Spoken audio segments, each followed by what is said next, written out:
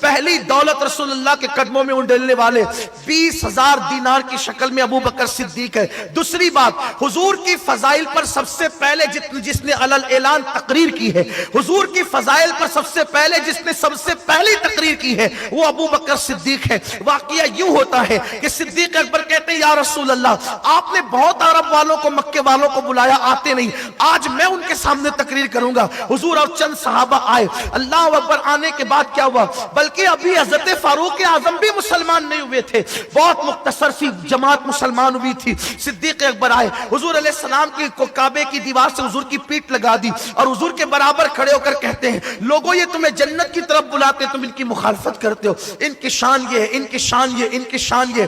آج نبی کی فضیلت بیان کرنا آسان ہے، نبی کی فضیلت بیان کرو، کرسی ملتی ہے، اسٹیج ملتا ہے، نعرے ملتے ہیں، لفافے ملتے ہیں، دعوتیں ملتی ہے، بڑی بڑی کاروں میں سفر ملتا ہے، ٹرینوں اور پلینوں میں سفر ملتا ہے۔ حضور کے ذکر سے اتنے فائدے ہوتے ہیں، تو آج حضور کے فضائل بیان کرنے والے غرور کرتے کہ ہم کر رہے ہیں۔ صدیق اکبر کو نذرانے میں کیا ملا؟ جب ابو بکر سب سے پہلے تقریر نبی کی، امت کا سب سے پہلا خطیب جس نے نبی کے فضائل علل اعلان صحن کعبہ میں پڑھے ہیں وہ ابو بکر صدیق رضی اللہ تعالیٰ عنہ ہے۔ صدیق نے جب فضائل مصطفیٰ پڑھے تو چاروں طرف سے کفار مکہ ٹوٹ پڑے اور صدیق اکبر کو اتنا مارا، صحابہ کرام نے جلدی سے حضور علیہ السلام کو اپنے جلو میں لیا، حالانکہ حضور کو بھی صدمہ پہنچا، حضور کو بھی زخمی کیا، لیکن جلدی سے صحابہ کرام حضور کو لے کر نکلے۔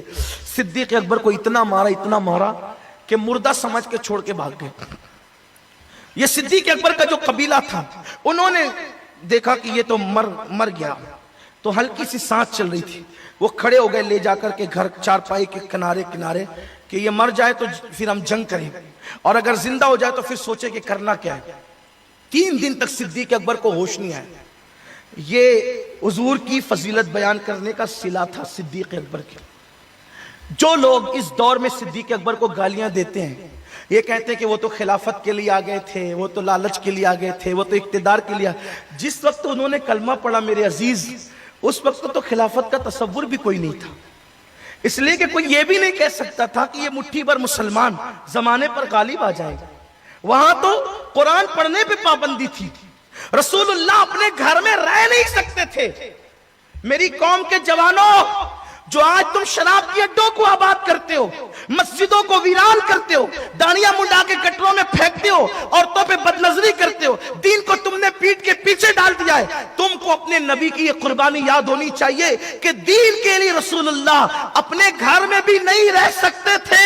حضور اپنے گھر سے نکل کر کفار مکہ کی اظہارثانیوں کی بنیاد پر دار ارقم میں جا کر کے حضور رہتے ہیں، اور وہاں جب صحابہ جاتے ہیں تو گھٹنوں کے بل چل کے جاتے ہیں۔ اتنی تکلیف سے اسلام پھیلا ہے، اتنی آسانی سے نہیں پھیلا۔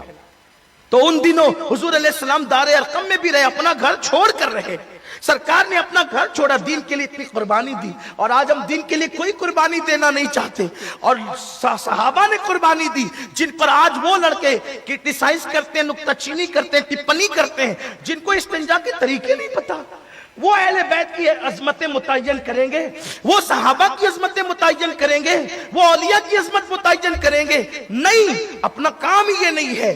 جتنی اپنی حیثیت ہے اتنی ہمیں بات کرنی چاہیے۔ میرے پیارے آقا صلی اللہ علیہ وسلم کے دیوانوں، تو عرض یہ کر رہا تھا، 3 دن تک صدیق اکبر کو ہوش نہیں آیا۔ اٹھا کر کے دیکھیں آپ، سرکار صدیق اکبر رضی اللہ عنہ کی سوانح عمری لکھنے والوں نے اس واقعے کو اکثر لوگوں نے لکھا، سب اپنے پرائے سب نے لکھا۔ 3 دن تک ہوش نہیں آیا، لوگ آتے جاتے خیریت پوچھتے رہتے۔ دن کے وقت صدیق اکبر کی چارپائی کے آس پاس ان کے رشتہ دار کھڑے رہتے۔ جیسے آنکھ کھلی، خاندان والے خوش ہو گئے، پوچھا کیسے ہو؟ کچھ کہنے کی بجائے انہوں نے خود ہی سوال کر دیا، میرا محبوب کیسا ہے؟ وہ سب کو غصہ آیا، ہم تو اس کے لیے، یہ کسی اور کے لیے مر رہا ہے، چھوڑو اس کو۔ سب چلے گئے۔ ماں ہوتی ہے، ماں بیٹھی رہی۔ ماں نے کہا بیٹا 3 دن ہو گئے، کچھ کھایا پیا نہیں، میں دودھ لاتی ہوں۔ کہا امی اس وقت تک نہ کچھ کھاؤں گا نہ کچھ پیوں گا جب تک اپنے محبوب کا دیدار نہ کر لوں، اپنے حبیب کی زیارت نہ کر لوں۔ کہا تیرا محبوب کدھر ہے؟ مجھے کچھ نہیں خبر بیٹا۔ تو کہا کہ جاؤ عمر کی بہن ام جمیل بنت خطاب کو بلا لاؤ۔